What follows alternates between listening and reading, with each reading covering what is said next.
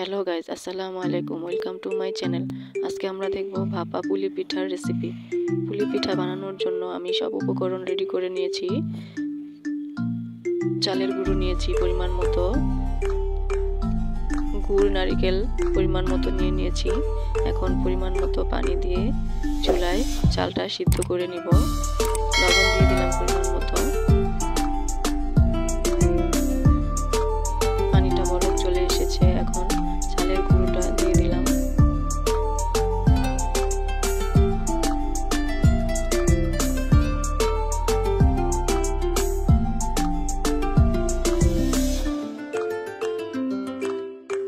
পাঁচ থেকে 6 মিনিট ঢেকে রেখেছিলাম, হয়ে গেছে। এখন চুলা থেকে নামিয়ে নিব।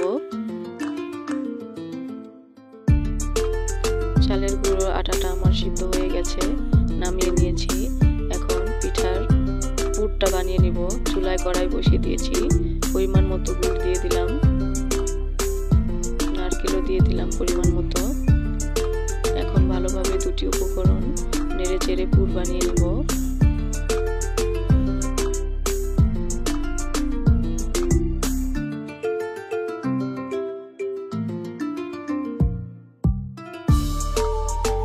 মিনিট নেড়ে চেড়ে পুর বানিয়ে নিয়েছি, হয়ে গেছে। চুলা থেকে নামিয়ে নিব। এখন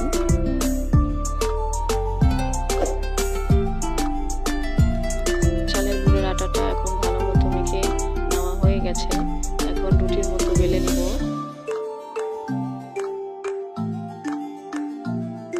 এরকম পাতলা করে আমি বেলে নিয়েছি।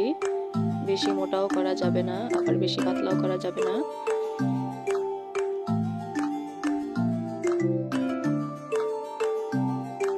এখন আমি রুটির এখানে যে পুরটা বানিয়েছিলাম সেটা দিয়ে দিব পরিমাণ মতো। দেওয়া হয়ে গেছে। এখন একটা ছুরির সাহায্যে সাইড দিয়ে সাইজ করে কেটে নিব।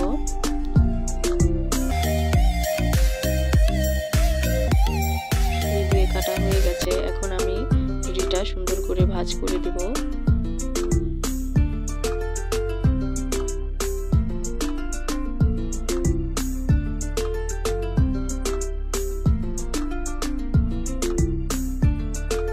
ভাঁজ করা হয়ে গেছে। এখন আমি চুলায় চলে যাব। অল্প পানিতে ভাপ দিয়ে নেব। ঢাকনা দিয়ে ঢেকে রাখবো 5-6 মিনিটের জন্য। 5-6 মিনিট পর এসে উল্টিয়ে পাল্টিয়ে দিব। এই পর্যায়ে চুলা থেকে নামিয়ে নিয়েছি, হয়ে গেছে। এখন একটা ছুরির সাহায্যে কেটে নিব সাইজ করে।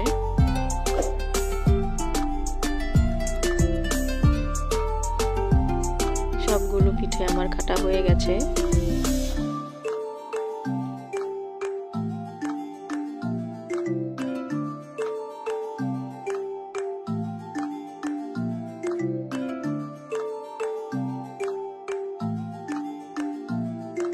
হয়ে গেছে আমার ভাপা পুলি পিঠার রেসিপি। ভিডিওটা ভালো লাগলে লাইক, কমেন্ট, সাবস্ক্রাইব করে দিন।